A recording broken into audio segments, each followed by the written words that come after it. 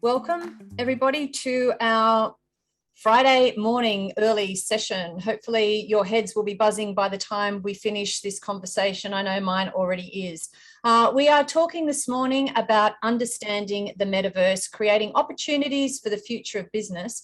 In order to do that, we really need to get our heads around what this whole concept is.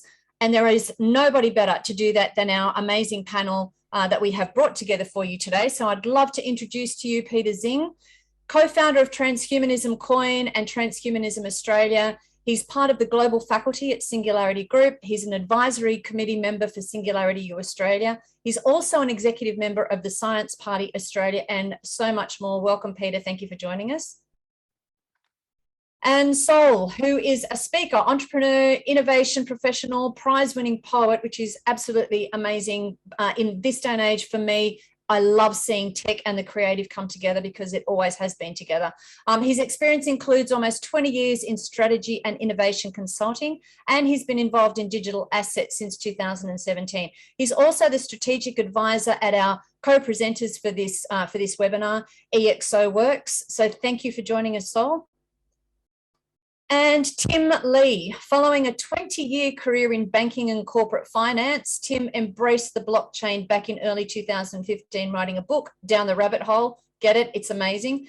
And he wrote it in plain English, which is why I think it's amazing. Since then, he's been an international keynote speaker on the strategic applications of blockchain and an active advisor to many blockchain projects, both entrepreneurial and corporate. Welcome, Tim. Thanks, Christina. Thanks for the invite. Really appreciate it. So, gentlemen, the metaverse as a concept has been around for some years, and I believe we were actually referencing it in 2014. That's not including its inclusion in science fiction movies. It feels like we're at the tipping point. So to help our audience better understand exactly what the metaverse is, or maybe not exactly what the metaverse is, but give everybody a better understanding, can we start off with your best analogy for the metaverse? Peter, I'm going to throw to you first. What's your best analogy for the metaverse? It's hard to go first, and thanks for the intros, Christina, and great to see Tim and Sol. My analogy for the metaverse would be the Matrix, because it's hitting cinemas on the 22nd of December, the Matrix 4, and if you haven't already, go back and watch 1, 2, and 3. 1 if you only have so much time. But it's this world where you can't tell the difference with what's real and what's a simulation, and we are getting there.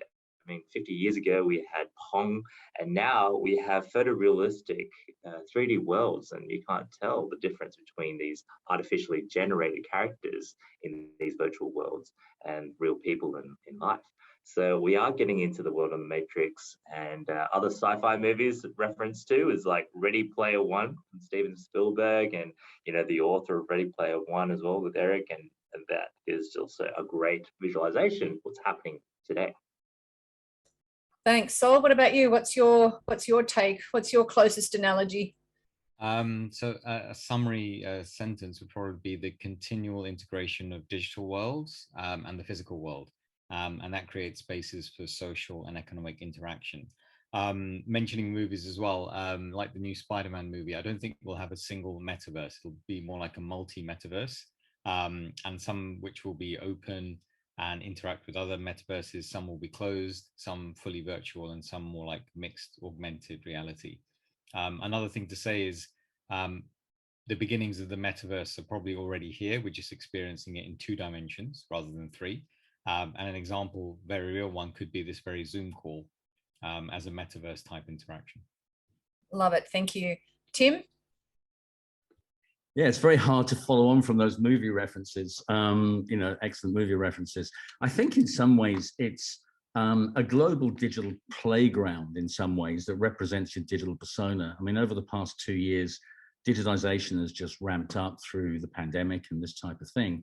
And as a result, we're just seeing a lot of things, transcend towards your digital persona. I mean, when you look at Twitter, for example, you've got profile pictures that ultimately are going to be verified by Twitter. So we've got this sort of digital persona that's going to be building. And I think the metaverse will represent the real and the digital persona. So it's an exciting time, definitely. Absolutely, definitely is. So while we're on analogies, just let's make it let's make this a bit of a theme for the next couple of minutes.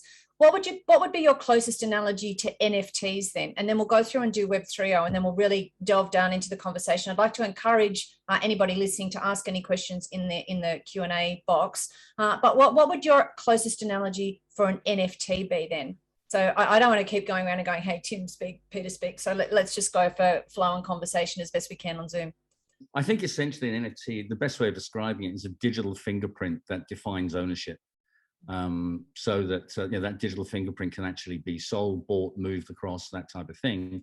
But for any digital asset, you can get a digital fingerprint that is transferable and it identifies ownership. I'll follow on from that one. My way of describing it is a unique digital property right. So in the digital world, effectively, there's not really a cost of replication. So you can't have digital objects that are necessarily unique and therefore scarce. But however, like you have in the real world, like a painting or a house, there are substitutes for these things, but they're not exact. So I think that's the way I like to think about it. And because you can use NFTs to gamify and reward activity that happens digitally, for example, in the metaverse, and then you can actually have those NFTs have value and be sold on and have a market for them. I think they're a strong attractor for users to come into the digital space like that. That's very well said, Tim and Sol. And yeah, I agree. It's that market really. I think NFTs, the non-fungible tokens, it's a wrapper around all the content that can be created, whether it's actually references to physical content or actually references to virtual content, that it could be in the form of not just artwork or videos or any sort of documents, anything like that. It could actually be intellectual property. Think about anything that could be represented in a wrapper. So this really enables any content to have that market of supply and demand, which there's always going to be someone and some people that buys and sells this content where there is demand and supply.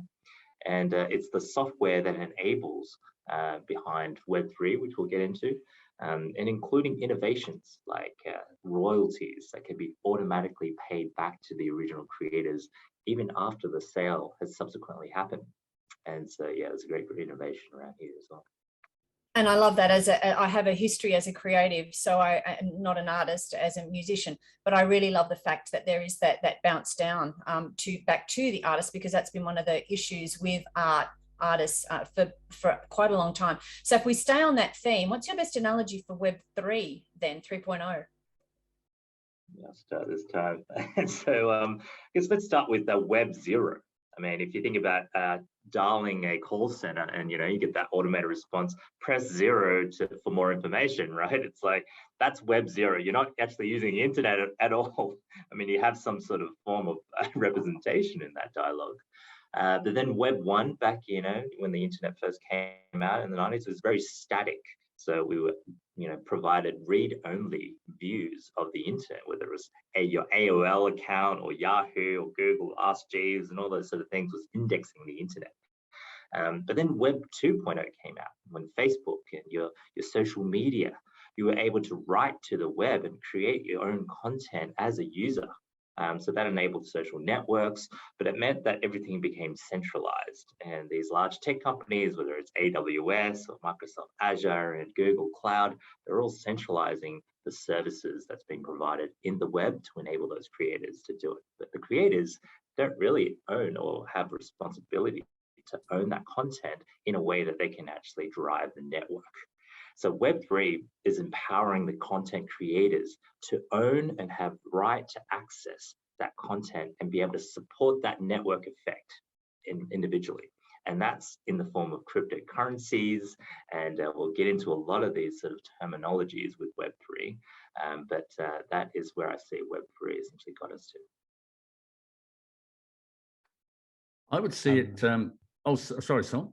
Oh, no, go ahead, Tim. I would see it very much as a core fundamental shift. It's shifting the internet of information to the internet of value. So the idea is that decentralized finance, for example, which includes the like of Bitcoin and Ethereum, has no centralized institutions are involved in Bitcoin or Ethereum. And it's the idea that you've got the ability to program money within a digital environment, and you've got essentially the Web3 will be the marketplace by which the internet of value will be transacted. So for example, with NFTs, there have been about $10.5 billion worth of sales of NFTs, and none of those sales have gone through traditional financial institutions. They're all leveraging internet-based money. So it's a fundamental shift from the internet of information to the internet of value, is the way I see it. I don't think there's too much I could add to that. I think it's the move from centralized monopolies to decentralized and user-centric applications and services on the internet. I think a good example to refer to is the lady that owned the @Metaverse tag on Instagram. A few days after Mark Zuckerberg's announcement, was blocked from the platform, and it was blocked for impersonating another user, although no one ever actually explained to her why that happened. And then she was eventually unblocked, but that was only as a result of the media coverage that she got. So that shows you that would not happen in a decentralized, user-centric Web 3.0 world, but that can quite easily happen in a Web 2.0 world that we live in right now, mostly. So it's almost a good segue. So if we go from decentralization, when we're talking about the metaverse, I often hear the words democratizing, transparency, there's no middleman in a lot of these transactions. And you've all mentioned transactional operations that will happen through Web 3.0 and in the metaverse.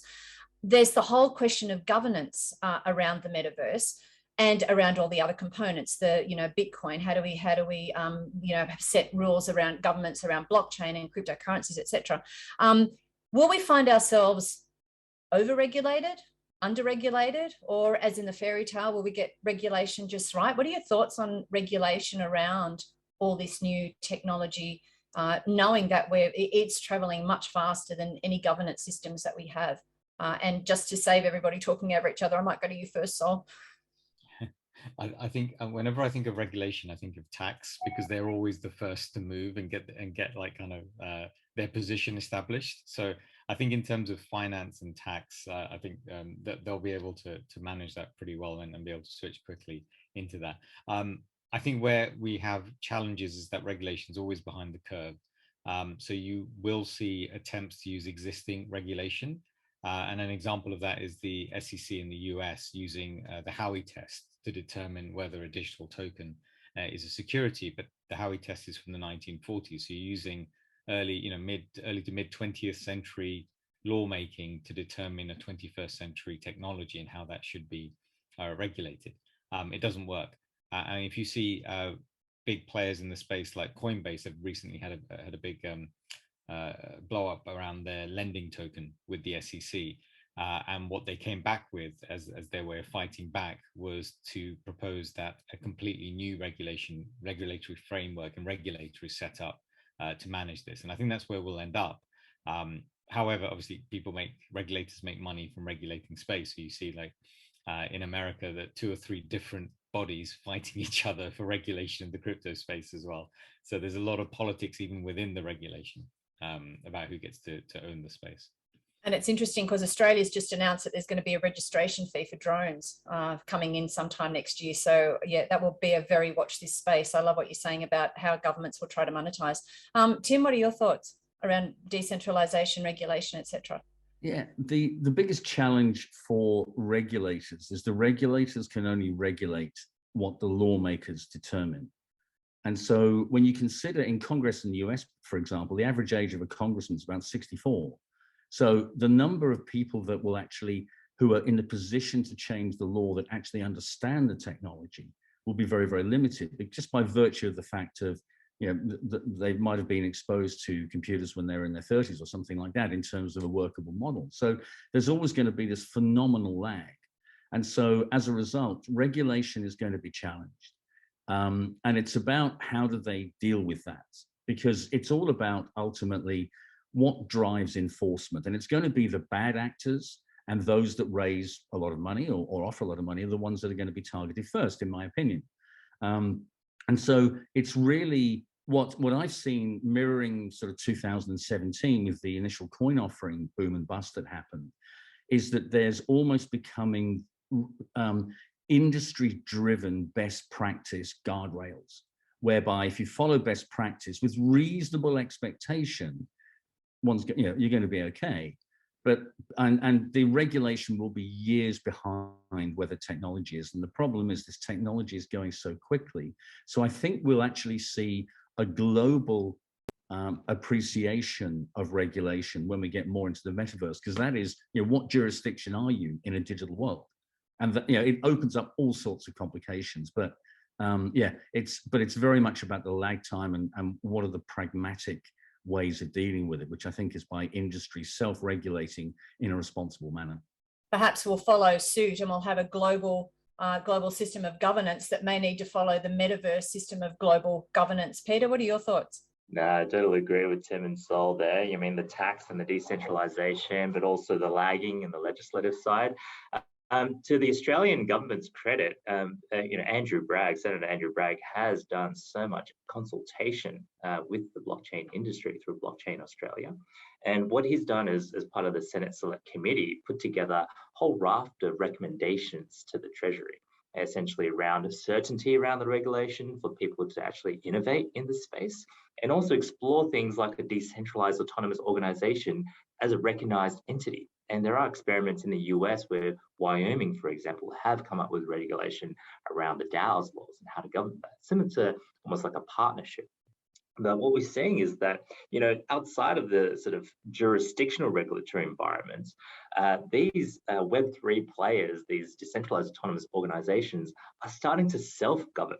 So we're seeing an evolution, a Darwinism of how best to govern these things to ensure survival. And that leads to things like putting together your own proposals as a token holder in this community. And that proposal gets voted on by the community, and those essentially is what governs the law in the decentralized autonomous organizations. At the same time, you see these other jurisdictions, whether it's China or India or Nigeria, that are trying to retain that sense of control around the regulatory framework, because they know that digital currencies are challenging the fabric of what it means to govern in a jurisdiction, whether it's fiscal policy around the budget or monetary policy in terms of the levers that they can push around printing money, interest rates. All of that can be disregarded when you're no longer in the fiat currency world, respecting the sovereign nation of which the currency is officially recognized. Even countries like El Salvador adopting Bitcoin as its legal tender, creating their own governance following the Bitcoin, essentially following Bitcoin as its own governance network. Given then that everything is invented, like everything from we've invented it. So we've invented all these concepts, we've invented governance, we've invented governments, we've invented everything that exists. Who do you think will own the metaverse? Will it be a people-powered entity at the end of the day, or do you think that it will be owned and controlled? So if we go back to some of the social media channels, governments have come in and tried to control what goes on, what doesn't. We've had people like Facebook, etc., or organizations like Facebook in front of committees. We've had China considering who has access to which social medias. Who's going to own the metaverse, and who's going to allow us in and out, do you think? Tim, I might go to you first for that one. It's a really interesting and expansive question, I think. When you look at Facebook, they changed their name to Meta, and they've announced they're going to be putting $10 billion into the metaverse. But the problem is with a centralized entity, someone like Facebook, there's a great tarnish around the brand in terms of how data is being used, manipulated, all that type of thing. And so as a result, in the metaverse, if you can imagine, we're looking at augmented reality through glasses or virtual reality, we're now potentially going to be facing the situation that your eyeballs will get tracked as to what they're looking at, et cetera, et cetera. And so when you look at the other side of that equation, the decentralized structure, you've got things like Decentraland, Sandbox, CryptoVoxels, a whole variety of virtual lands that have been testing their MVP, their minimum viable product, over the past year, 2, 3, 4 years in the case of Decentraland. And so you've got users that are deep into the heart of that decentralized structure. So I think it's going to be a massive battle that's going on. And I think the thing that I love about this battle is that the Winklevoss brothers announced fairly recently that they've raised $400 million to do a decentralized metaverse. And that is personal. All right, so it's just it's I think ultimately the community will win, in my opinion, but it's going to be a battle royale, and I think Facebook's whole future basically rests on them doing this effectively. Yeah, I totally agree. I think it is going to be a huge battle, and it is, I think the people power voice is growing. But Sol, I know when we had a pre-meeting about this webinar, you actually had further ideas on the glasses, the retina tracking. So I might go to you next for your response. So I think I still come back to this idea of like a multi-metaverse, where there's different metaverses or different places we can interact with, and some are fully immersive, like you'd expect, like Decentraland, where you've got the where eventually hopefully you'd have like VR glasses, you're fully in there, it's like the Matrix or Ready Player One, or other versions where it's more like augmented or mixed reality. And I think, however, the general trend of humanity is towards more open, permissionless, decentralized systems. So I think that's where we'll end up, and I think the network effects eventually will take over in there. So it's just so many people end up there, that's end up being the main part. In terms of privacy and security, yes, I think you know, you could get AR or VR headsets using a retinal scan to authenticate you, like the way your phone at the moment can do a facial scan to unlock itself. And then at that point, the question becomes, who do you trust with that kind of information and data? I read recently something that Facebook was doing on your phones was, even if you turn location services off, they can, from the IP addresses and your pictures, the metadata on those, work out where you are, even if you turn location services off. And they were also tracking data from the accelerometer to be able to tell what you were, you know, the movement you were making, and therefore they could potentially work out who you were next to, because that person would have a very similar reading. Right? And the only way to get rid of that was to delete the app from your phone. You couldn't like turn that off. So it's really, the privacy point is very careful. And I think decentralized applications or platforms, they're very keen on user privacy. Peter? Yeah, no, I totally agree. And it's going to be almost like people are going to vote with their feet, but at the same time, how do you protect users from that privacy as well when they're getting things for free when it's not really free? I do see that sort of feels like it's the Empire versus the rebels in the Star Wars case, right? It's got, you know, you got Meta and all these large tech companies trying to take over the multiverse or multi-metaverses, as you say, Sol. But also there's going to be the Rebel Alliance that uses, like, you know, kind of like the Android versus the walled gardens of iOS. And they're going to be using these privacy measures as well. Just like Signal as a messaging app, as people become more popular, have chosen to leave WhatsApp, which is owned by Meta, to go to Signal to preserve that privacy. And I suspect that the metaverse will be similar, where people will vote with their feet to join these open source multi-metaverses that are interoperable, because they can take a lot of things that represent their digital self across all these worlds, virtual worlds that will be built out. And one of the awesome things is that I think there's a massive gap in Web3 where there is going to be a digital agent, almost like your attorney, your lawyer, that represents you in the metaverse. And that attorney or lawyer essentially is an AI that preserves your privacy, but also gives you the option to monetize and have rights to the content that you put onto the metaverse. And that negotiates through the smart contracts that we'll talk about as well to make that happen. But in order for all this to happen, people have to know. Yeah, I was just going to add, Kristen, that there's actually one of our coaches is a SU grad from the graduate studies program, and another one we know, and they're both working on creating more open, the protocols for open metaverses. So I might share a couple of those links in the chat, if that's okay as well. That would be fantastic. Yeah. We've got a question from Fleur, who's in our audience. With finances being diverted to Metaverse, wouldn't the government's power be diluted? And what will be the best solution in the panelists' view? Who'd like to respond to that one first? Yeah, I mean, in terms of diluting the powers, yeah, I think Bitcoin, for example, is a Trojan horse to any sort of existing powers in the monetary around the world. So the US dollar is still the dominant sort of currency that floats around using the SWIFT system.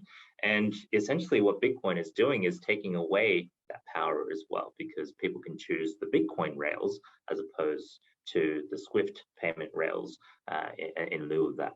At the same time, you can also see countries all around the world starting to adopt a central bank digital currency. So they're issuing their own cryptocurrencies that represent fiat currency, something that the government and the reserve backs. And that means that they're actually trying to challenge the sort of innovations that are happening in the altcoins, the Bitcoin and Ethereum spaces with their own government measured cryptocurrency. There's a lot of risk and privacy issues to deal with that as well, because they'll have potentially full visibility of every transaction of every citizen and KYC'd in their entire country. Know your customer and every transaction of data that can be stored centrally. And to an authoritarian state, that's just, that's like, dream in heaven, right? It's essentially what they've wanted all along, to create something like a social credit score.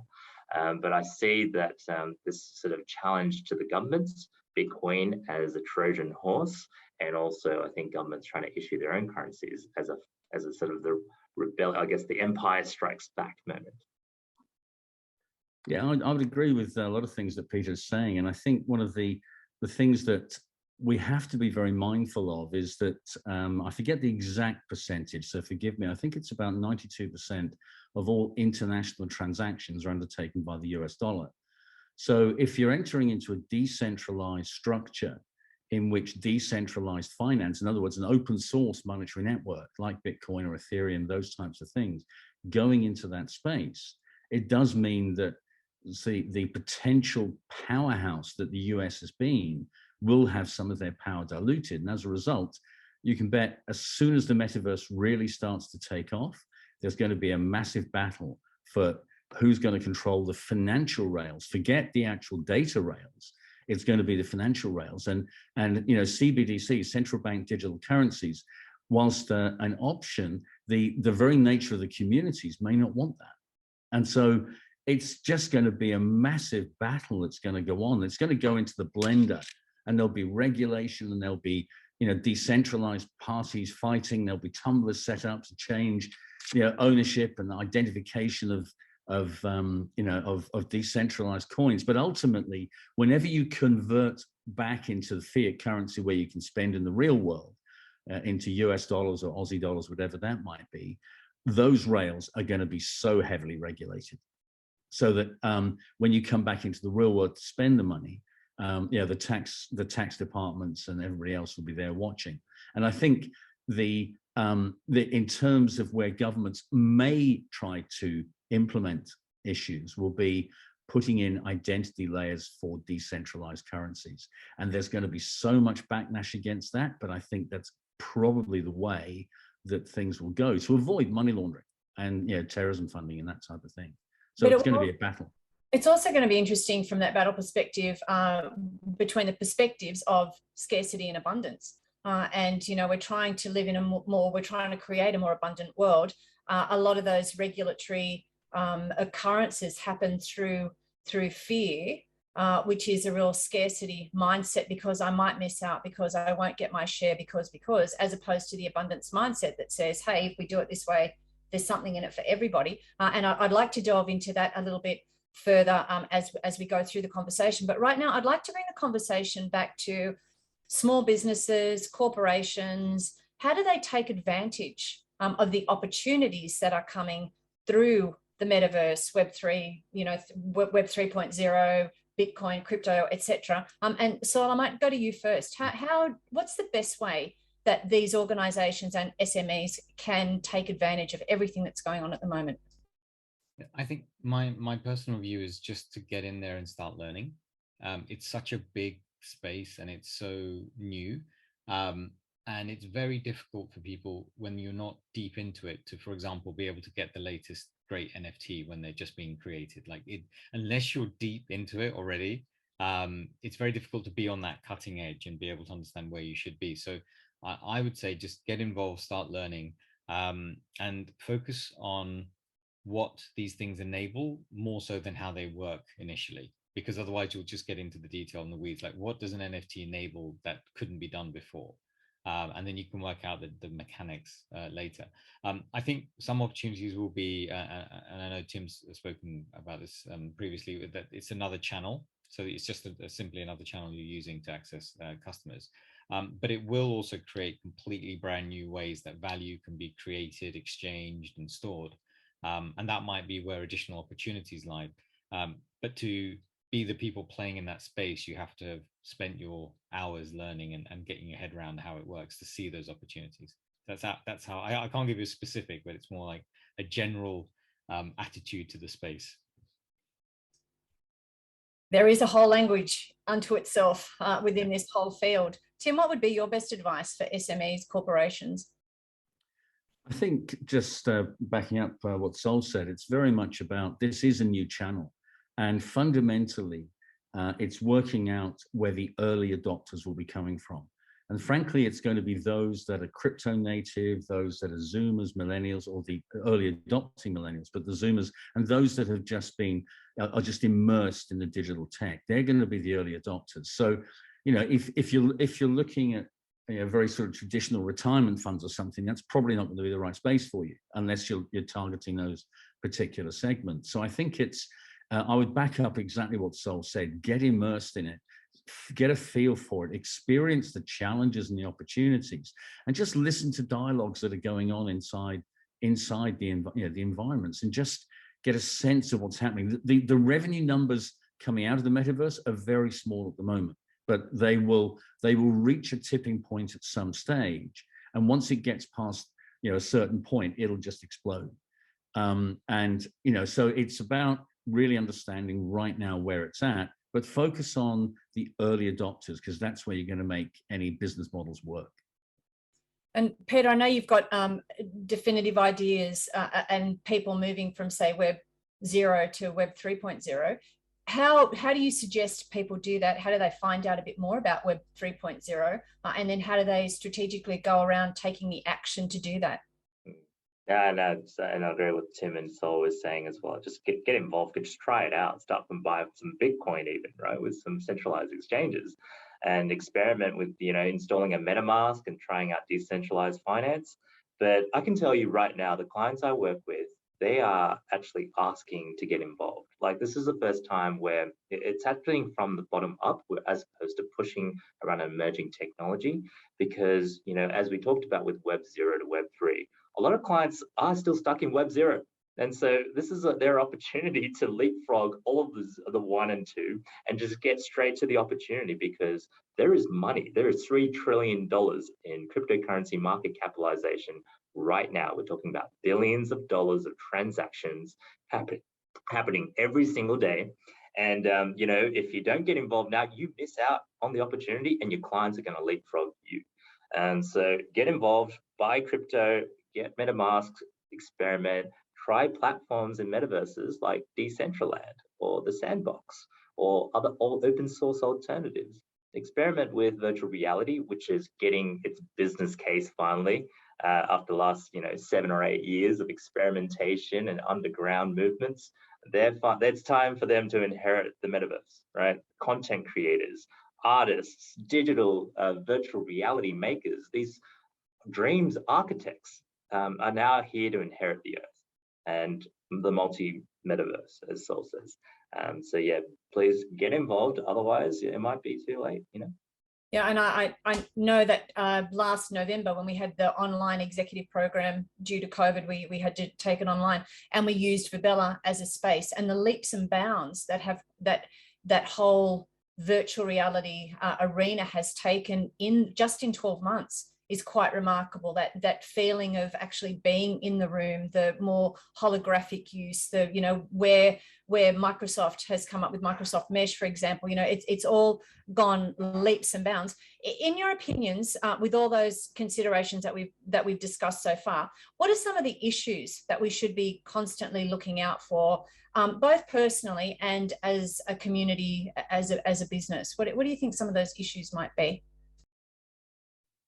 Yeah, I can start. I mean, we talked about sort of, trying to get everyone involved, but we want to make sure no one gets left behind as well. I mean, we're talking about NFTs that are selling for millions of dollars. Who has the Ethereum in their wallets, unless you got in back in 2012 or something like that, 2013? And it's these sort of old school early adopters that are now dominating the market. and they're doing transactions among themselves. They're keeping these gated communities such as Bored Ape Yacht Club, where they're working with large companies to bring brands in. But to the everyday user, how do you make sure they don't get left behind? There's some great initiatives in the crypto world, such as Proof of Humanity, where it verifies individual unique humans, and they're actually able to receive universal basic income. I think that's a great initiative and something that Vitalik strongly supports. So go check it out, proofofhumanity.id. It's initiatives like that to make sure that no one gets left behind. And at the same time, Christina, you talked about NFTs and how it's actually creating scarcity in the metaverse, in which it should have infinite possibility and abundance. So how do we turn that mindset to, rather than creating artificial scarcity through NFTs, to adding this, additional experience and augmentation to the physical limitations through this technology? Yeah, I think I'd just come back to the privacy issues. That's the main thing I would always be paying attention to. And the only other thing was this kind of battle for ownership, whereas it would be regulators or centralized platforms. There's going to be this kind of war between the different parties. So it's just trying to look at that. I think one of the big accelerators in the blockchain space, what they were saying is we have a danger that we could sleepwalk into the metaverse because we're already doing it. Like, as I said, this Zoom call is an example of a metaverse type interaction. It's a social interaction. It's an economic one happening globally, digitally, right? So it doesn't take much further to get to a full metaverse thing. So we've got to be a bit careful that we as users don't end up sleepwalking into more of a dystopian version of a metaverse that we wouldn't want to be in. So just to keep that in mind.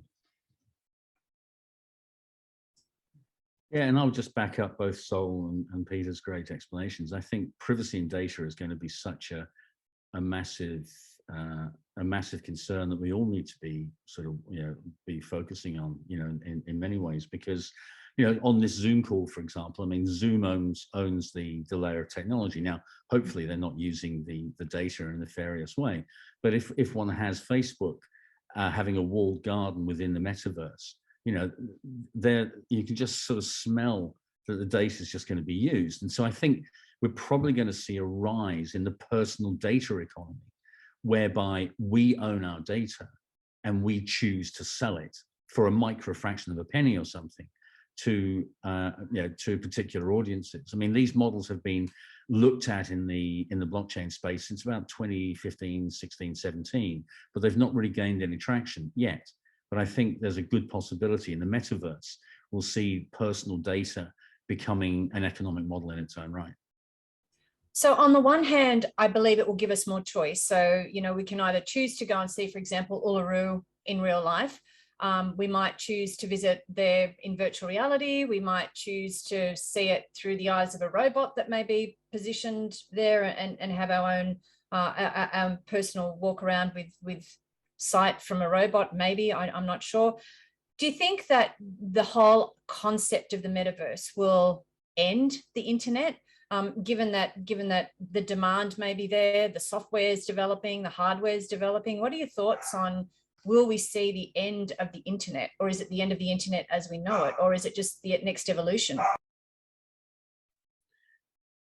I think it's going to be an evolutionary process. I mean, ultimately, we're still going to use telephones to call people. We're still going to have interactions via, existing structures, and until the technology is completely integrated. And I mean, the reality, when you look at the banking system, for example, 82% of all ATMs run on COBOL programming language, which dates back to the 60s and 70s.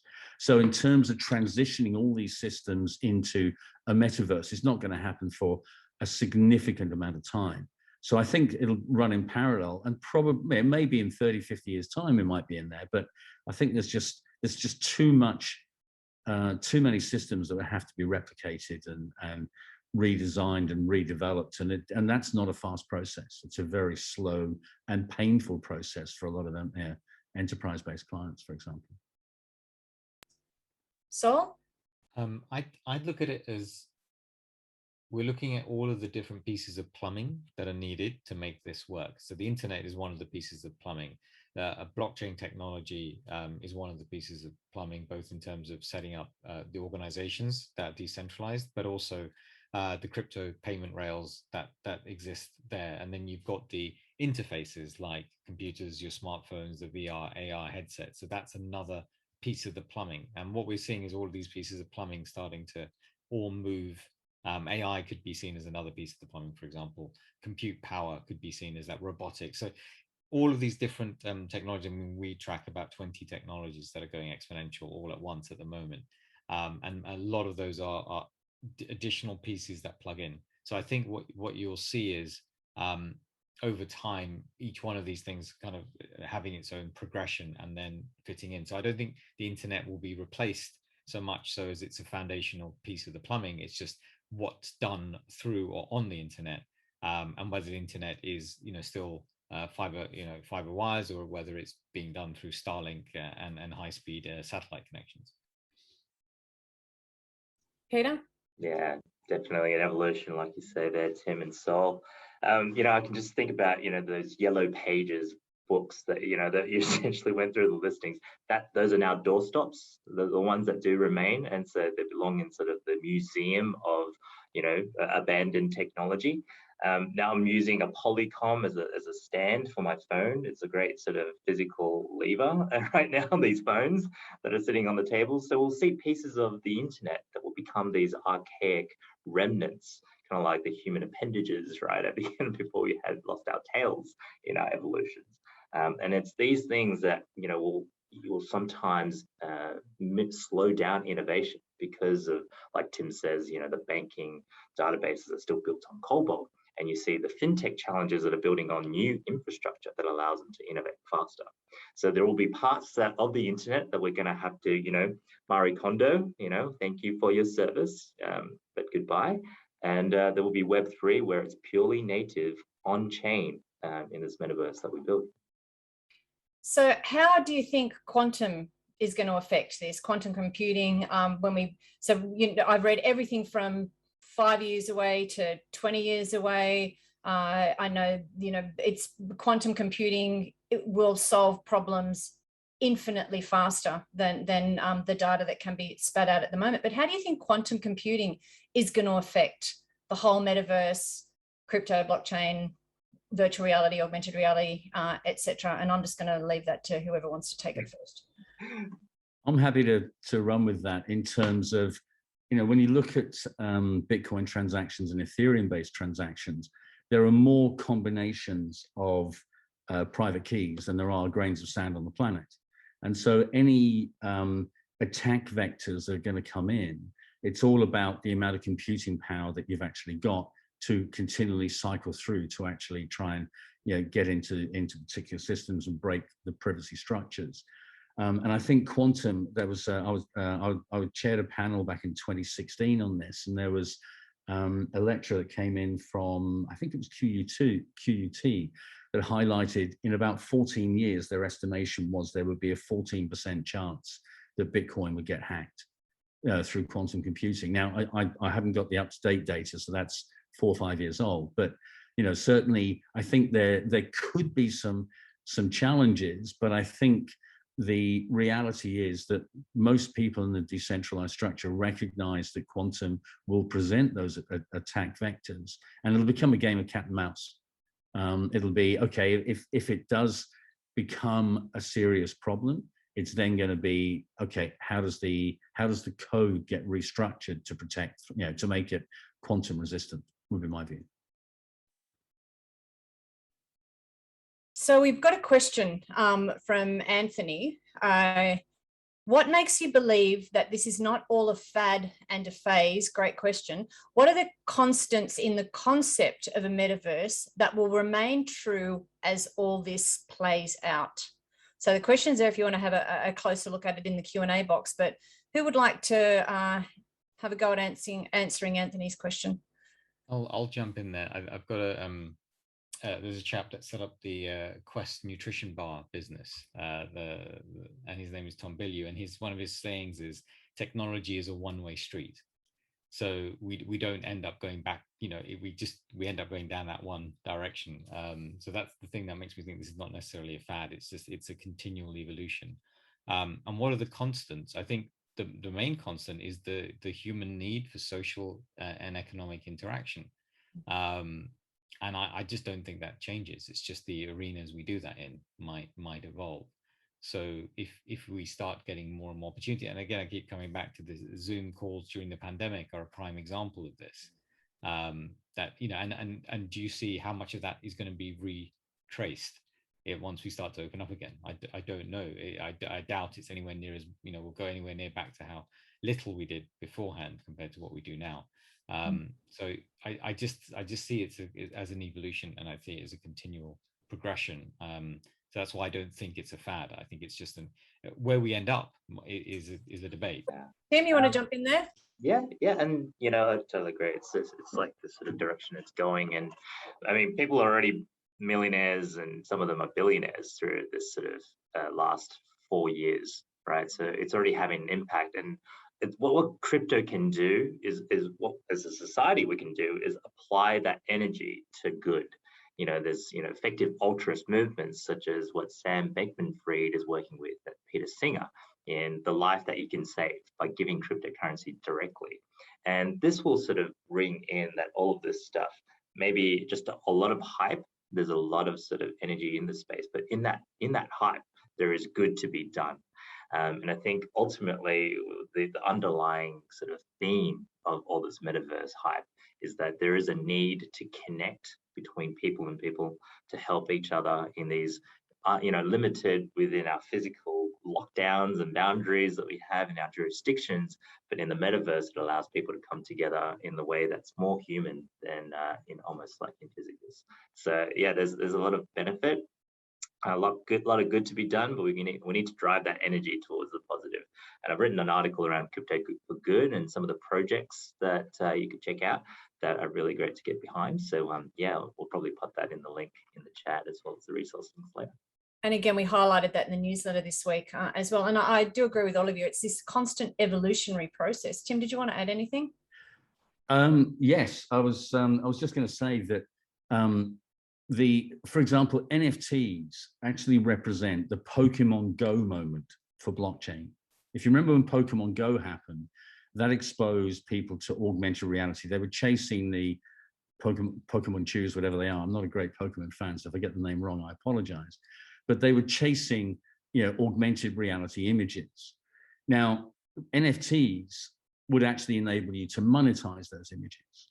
And so what we've actually seen is the blockchain beginning to head to the mainstream that all of us in the space have absolutely been waiting for, because there's, you know, the adoption for blockchain and enterprise has been, generally speaking, limited to proof of concepts and pilots.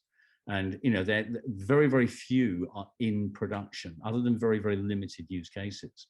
This is proving the technology. So it's a stepping stone for other technologies to come in at the same time. So if you've got augmented reality and you've got virtual reality, and now you can monetize those through the technology that's been proven through NFTs, it basically means we're just the beginning of a foundation of a massive cliff that we're actually climbing. And so I think far from being a fad, this is just the beginning of a massive tsunami. And I think if we take it back to the fact that technology is a resource, and we're always talking in terms of, you know, we live at the intersection of the values of humanity with the value of technology, and technology is this resource that we're using. But can I ask you all, so given that we've been talking about the metaverse, not just recently, for years, as you've all said, crypto, blockchain, it's been around for quite some time. Just because it's coming into the more common vernacular now doesn't mean that it hasn't been hidden before. What are we inventing now that might surface more predominantly or more acutely over the next 10 years? Sol, I might go to you first, because you did mention that you were keeping an eye on some of these exponential or technologies that were growing exponentially. What are you noticing that might become commonplace over the next 10 years? I think the best model that we've been using is Peter Diamandis's, well, not the best, the one for this question would be the 6Ds model, where you go from a new technology being invented, and it goes through 6 Ds, as he calls it. And the final one is democratization. So effectively, the technology removes all cost, becomes effectively free, and then it becomes widespread. And a lot of these technologies are following that trajectory. So if you think about smartphones is a clear example of what's happened there. If you look at your smartphone itself, you now wouldn't even take a voice recorder if someone paid you to have one, because you wouldn't want it taking up space in your home, or a digital camera, or any of that, all these apps that are on your phone. So I think what we're continually going to see is this, you've got drones, you've got 3D printing, you've got AI, you've got quantum computing, battery technologies, and a lot of these are following what's known as Wright's law, which is kind of, it's actually, we talk a lot at SU about Moore's law, but actually underpinning that is another law called Wright's law. And Wright's law effectively says the more we produce of something as human beings, the more effective we get at producing it, and the faster it gets cheaper. And that's what Moore's law is almost based on. So if you look into Wright's law and then start to apply that to all these technologies, effectively, you're just going to see price performance falling across the board in all of them. It's very hard to say what happens when all these start converging. As again, Peter Diamandis has talked about this in his latest book as well. So I can't necessarily make predictions about what the next thing is. It's just all of these 20 or so technologies are going to be going exponential. So it's very difficult to see where they're exactly going to end up. But we know that we're going to end up in some interesting places. So what we do know is that change is happening, and it's constant, and it will continue to happen. Will continue to evolve. I'll give you that. We're working with a multi-billion-dollar energy company, and they know and we know that energy costs are going to fall to close to zero because of solar. So almost all of their revenue is going to disappear within a certain time frame. So what do they do? You bring up a good point there with energy. Can we just bring it back? Because I know we're in the closing 8 minutes, and I still have a couple of questions that I'd really like to delve into with you. But the whole conversation around the metaverse, crypto, blockchain, etc., causing harm to the environment. Could you all maybe just give another comment or what your opinion is on, whether we're greenwashing the whole system, or whether we are heading towards a more environmental use of it? As you said, energy is going to cost less. We've got solar, clean energy sources happening. What are your thoughts around the energy required for all of this? Yeah, I covered some of this in the Crypto for Good article, where we're seeing lots of initiatives trying to make crypto something that's a lot more, salable to people that care deeply about the environment. People are buying carbon offsets for the energy that's used to mine cryptocurrencies. It doesn't go far enough, right? There's still using coal mines all around the world to power these, because they are looking for the cheapest energy source. And that's the challenge with proof of work. It's the most, longest tried and true networks with the Bitcoin blockchain. And, it's the one that's the most valuable today. But we need new technologies like proof of stake and other measures to essentially have consensus on the network. And this is where Ethereum is moving to. Ethereum right now is also proof of work, using a lot of energy and GPU energies, but it's moving to proof of stake, where you can just hold it and actually be able to validate things on the network. It's got its own issues with sacrificing some decentralization, but innovation will find a way to tackle that market. We're also seeing big companies actually listing on the NASDAQ. We're talking about Iris Energy or Mawson Infrastructure, using renewable energy to power the mining of cryptocurrencies, and that should be rewarded. Governments all around the world, if they care about climate change, should give a discount or a tax incentive to these organizations. We didn't get that through in Australia as one of the recommendations that went to Treasury. Everything else got adopted except that 10% discount for these renewables, but eventually I think that'll come around. And ultimately, I think, what the metaverse is doing is enabling people to, spend less on carbon emissions by traveling and things like that, and actually experience the universe, the multiverse, and the multi-metaverses through the comfort of their own homes. And I think from that, I think it's also a great offset against what's happening. So I'm actually going to jump into a couple of questions in the time that we've got left. So if you have any more comments, Sol and Tim, please put them in the chat so our readers can have a look around, or our listeners can see in terms of the environment. Janet Cernak, coach in innovation and a dear colleague, what might be some of the key mindset shifts that we can teach, train and coach people so that they embrace this idea of the next and also embrace abundance? I'll sort of happy to sort of talk on that side. I mean, because with the project that we're working on, we're empowering Indigenous communities to capitalize on NFTs. And one of the biggest pieces of the jigsaw is education. And in terms of it's not just Indigenous artists, but it's artists generally speaking, that need to get their heads or need to understand what's actually going on, because it's not as if it's just a new commercial channel by itself. It's a new channel that's sort of predicated on cryptocurrencies and the complexities associated with that. So it's really understanding the core fundamentals of what this technology can do that people need it to do is the most important thing, and focus on the outcomes that'll be beneficial from them understanding that. So it is about being prepared to embrace new ideas, and that's obviously where webinars like this really sort of help to embrace that. And that was the intent of the webinar, to begin that education process. Marta asks a question: what would you advise someone who wants to start a business or monetize products, services in the NFT space?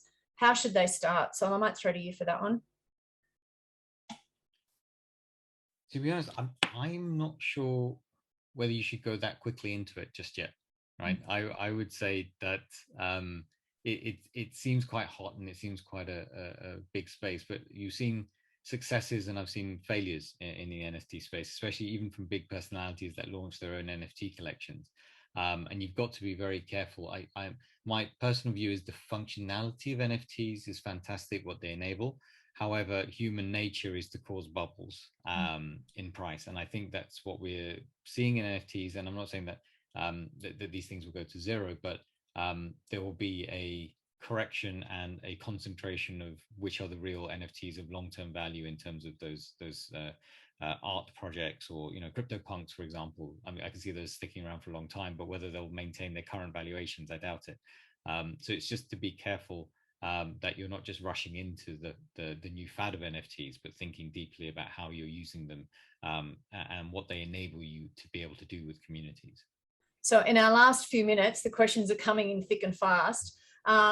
And yes, Sandra, I totally agree with you, though.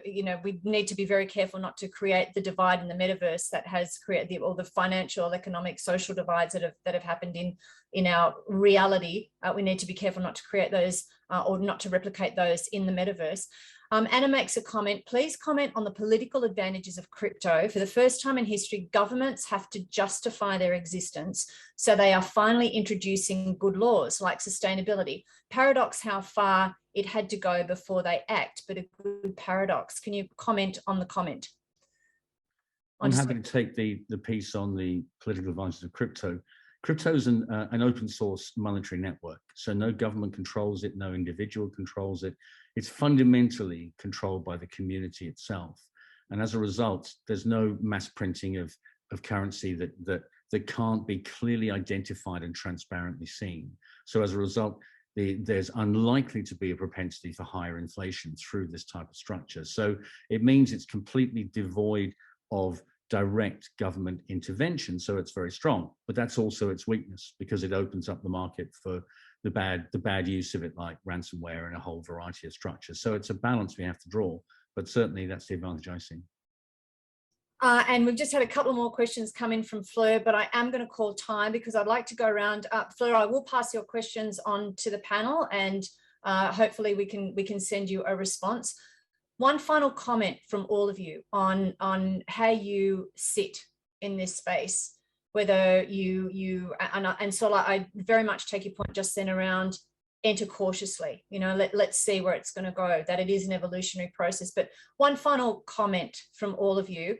We will be sending out follow-up emails with some resources, with some links, with some additional comments. We are putting together a very basic course around all of this, so that people, if you would like to, can join the course, and we can see, we can share a lot more information with you over a duration of a greater period of time. But one final comment on the world in the metaverse as you see it, meeting reality as you see it. Tim, I might go to you first.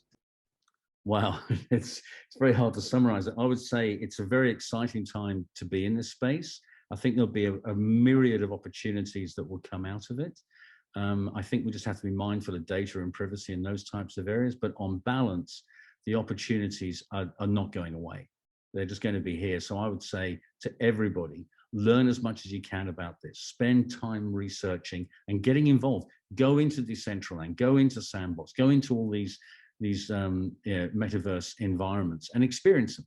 And you'll see that they're not as great as they will be in the future, but you get a sense that there's something happening. Peter? Yeah, that's great. And I think it's going to be the digitization of everything we know as we've sort of gone through, but the tokenization of every good and service in the future. So nothing will be able to be identified without being on chain. And that's incredibly, I guess, powerful, because we can actually record for the first time in history everything and capture everything that happens between people, between organizations, and that's going to lead eventually to the Matrix. So hopefully the robots wouldn't have taken over the world and we wouldn't be hijacked into the simulation, but we use that for good, and we use that power and opportunity to make humanity the best that it can be. And finally, Sol, final comment? Yeah, I'll say dive in, learn about it, and not to be afraid. You know, we don't all know exactly how Wi-Fi works, how broadband works, how our computer operates, right? But we know what they're able to do and what we're able to do with them. So focus on that, and I think you'll see some. You won't be left behind, shall we say? You can ride the wave as well, but focus on your learning and what these things enable you to do. And it is all about education. Thank you so much, Sol, Tim, Peter, for spending this time with us, for sharing your wisdom and knowledge. I know how deeply involved in these areas you all are. So thank you very much. Thank you to our partners in delivery in this webinar, EXO Works, and to our founding member, Deloitte. You know, thank you so much for all the support. Thank you for joining us. We will send out some resources and we'll send some follow-up material, send some answers to those questions that we didn't actually get to in the webinar. This is our final webinar before Christmas. Take care, everybody. Stay safe. Again, thank you to our wonderful panelists. Education is the key, but so is our humanity. So enjoy your families and your loved ones over Christmas. Thanks for joining us.